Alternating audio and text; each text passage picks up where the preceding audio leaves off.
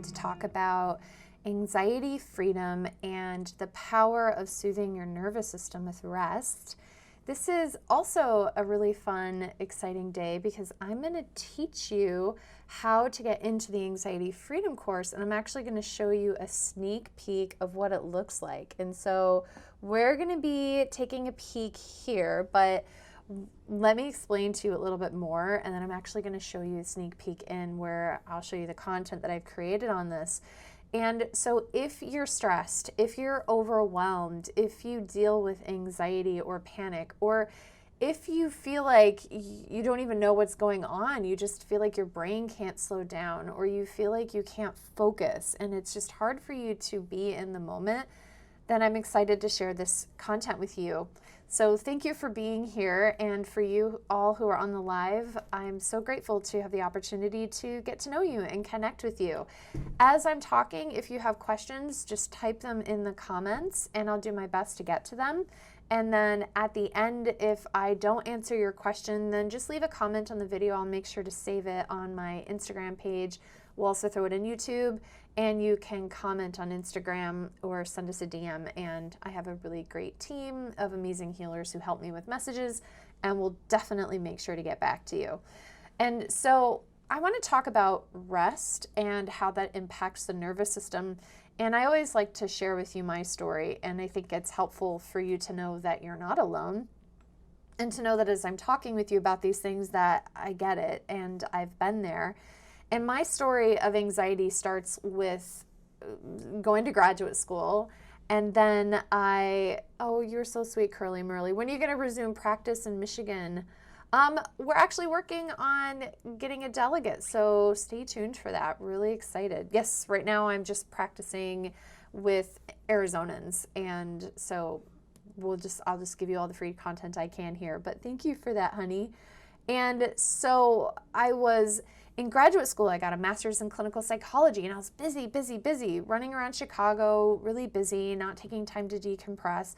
And so the nervous system will respond to that demand by producing changes in your hormones, like your cortisol levels, your epinephrine levels. It changes your dopamine and your serotonin. So my body is responding to the increased demand.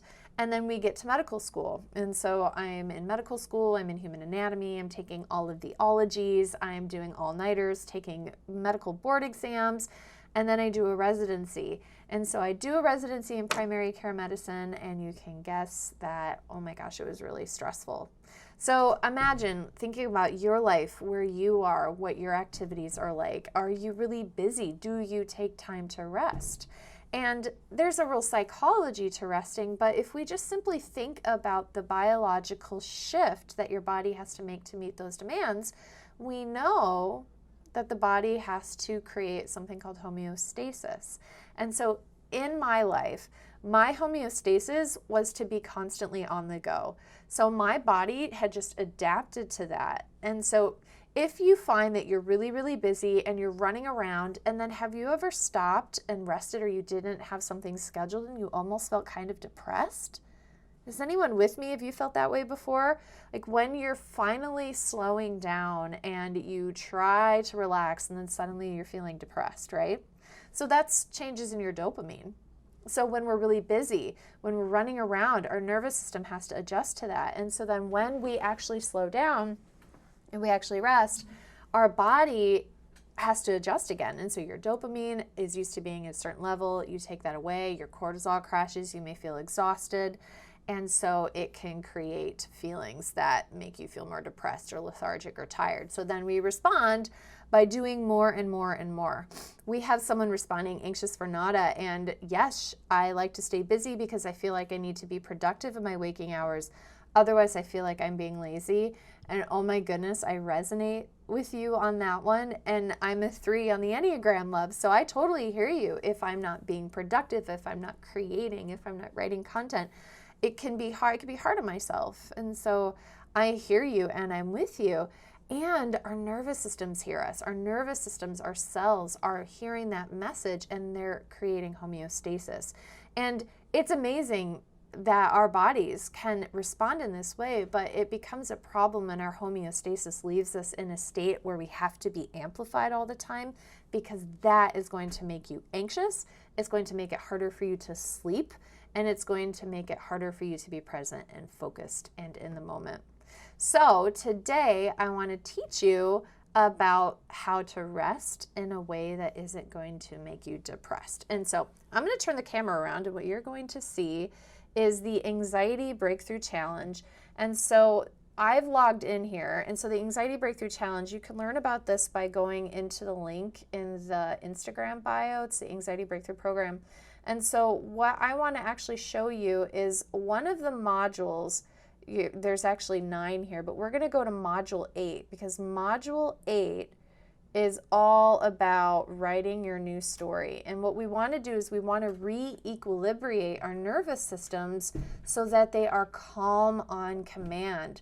So I have Lorraine, she says, when my anxiety is high, I have to keep busy. It's almost impossible for me to rest.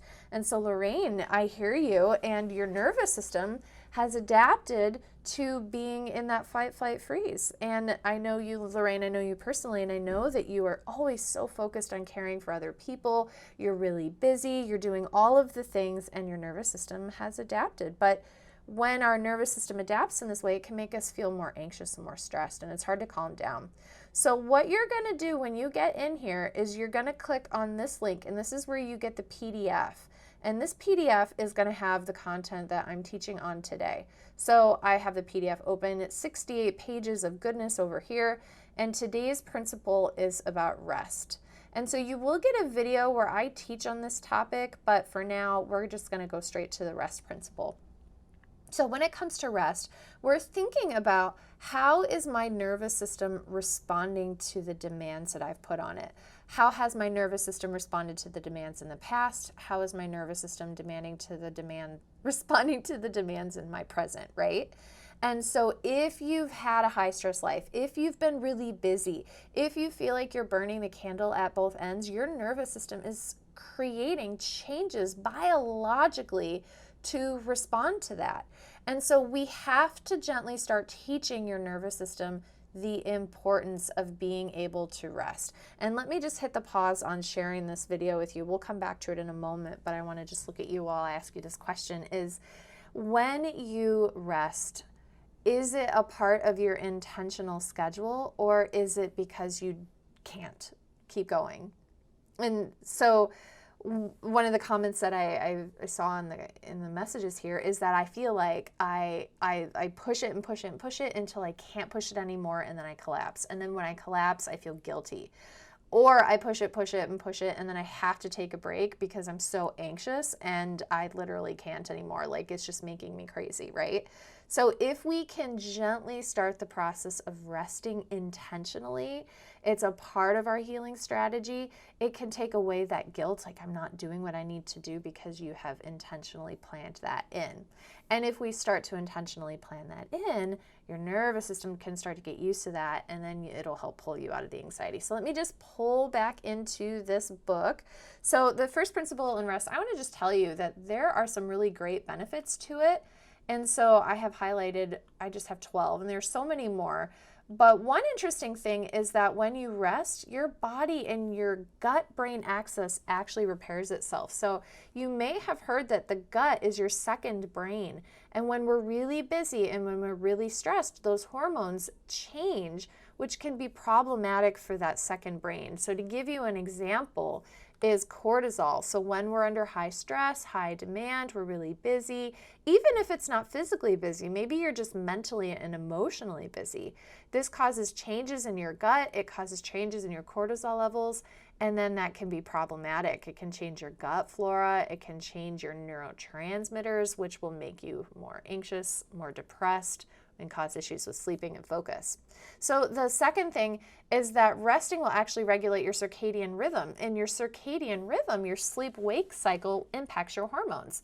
And so there's an interesting pathway that I don't know if you've heard about, is that you actually make more melatonin when it's dark, and your melatonin, that sleepy hormone, it goes down when it's light out. So what we see is that if your circadian rhythm is out of balance and you have more sleepiness, or it's dark, or you're sitting in front of a computer, your melatonin may be rising and dropping. And what's really interesting about this is that melatonin is made from serotonin. And if you've heard of serotonin, you've probably heard that that is the number one neurotransmitter that is responsible for mood stability. And antidepressants like Prozac and Lexapro and Zoloft, these are medications that impact your serotonin levels. And so interestingly, by having an irregular circadian rhythm, it can interfere with your serotonin levels. So maybe you've been depressed, or maybe you've been anxious, or maybe you've had sleep issues and your doctors told you to take an antidepressant, or your functional medicine doctors told you to take 5-HTP or tryptophan. But awesomely and amazingly and empoweringly, if we can start to work on resting a little bit more, we can restore our circadian rhythm, and then we can restore our mood and our energy. We know that resting reduces stress. We know it increases your mental bandwidth. It restores your energy. When you have more energy, you're not going to have to make as much adrenaline to help you get through your day. Adrenaline is what makes us feel panicky. If you've ever seen a really scary movie and they jump out of a corner and then you feel that burst in your heart and you feel like you're going to run from the bear, that's adrenaline. That comes from norepinephrine and epinephrine. And when our bodies are tired and depleted, they make more adrenaline to try to give you energy, but it also makes you anxious. When we're not resting, we're not able to be as creative. And so if you're able to rest, you'll be more creative. You'll be more productive. And so we have a lot of high achievers that are on this channel, people who want to make a difference in the world, who want to be entrepreneurial, who need to get things done, who have a lot of responsibilities on their plate. And amazingly, you resting will actually make you more productive in less time. And I know that sounds like a paradox, but it's true. And I could teach you more about that in a future video. Resting improves focus, and that's really interesting. So let's talk about focus for just a second. So let me put a pause on this. We'll turn this around so you can see me again, and we'll come back to the inside scoop in a minute. But when we have too much on our plates, when we're too busy, when we're running around and trying to make demands, and we're not resting, and we're not sleeping well, and we're not eating well, we have higher levels of cortisol. We talked about cortisol. And did you know, this blew my mind when I learned it. Did you know that cortisol can actually go into the receptors in your brain, in the hippocampus, and block your hippocampus? The question that you're probably asking is, well, what is the hippocampus, right? Your hippocampus is the part of your brain that helps you process memory. So if you're really stressed, if your body is adapting to that stress, if your body is going into homeostasis where you have constant high circulating levels of cortisol, that cortisol can go in and block your brain, block your hippocampus from processing memories. And so you may find that you're forgetting things, that you're not able to recall things as well. If you're a student and you're trying to study for exams, if you're more stressed, you're not going to remember the material as well. So resting will help you remember things better. It will help you focus better. So this goes also into memory and concentration. Resting reduces inflammation. And we know that inflammation is a really important part of the pathogenesis of anxiety.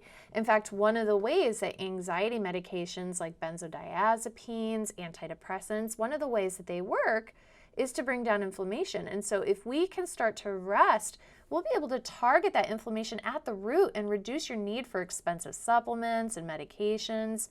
And get this, resting boosts your immune system. Have you ever noticed how when you get done with a deadline, or when you finish a semester, or when a big stressor has been taken off your shoulders, have you ever noticed that you get sick? Is anyone with me? Has that happened to you? After the semester ended, I used to always get sick. In fact, when I was basically like grade school through college, I would get laryngitis, bronchitis, and upper respiratory infection every single November for the entire month of November after exams.